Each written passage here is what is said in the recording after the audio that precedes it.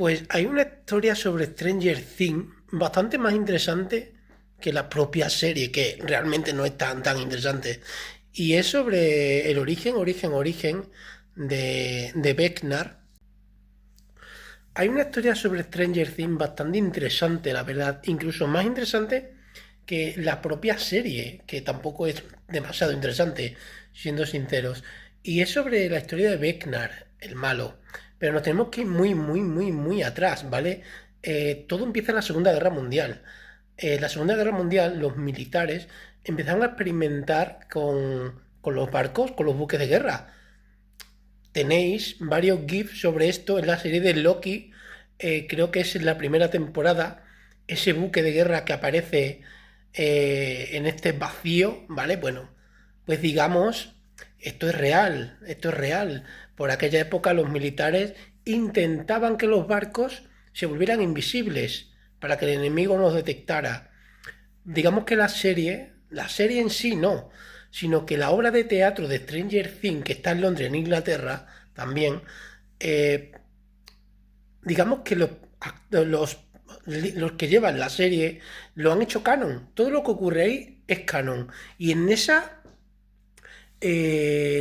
historia que te cuentan en el teatro, pues te cuentan el origen de, bueno, por ejemplo, del padre de Benner, del médico, ¿vale?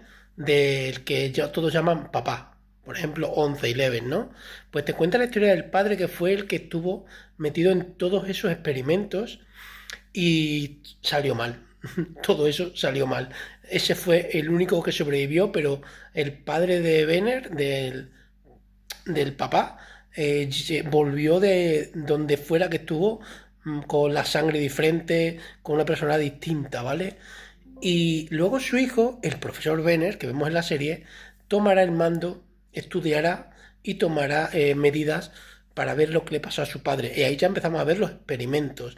Pero bueno, hay mudanzas a Alaska, a Hopkins, hay muchas cosas. Un chico muy joven que todos sabemos quién puede ser, encuentra una cueva en la que esos experimentos se llevaban a cabo y fue a esa dimensión. ¿Y cómo volvió a esa dimensión?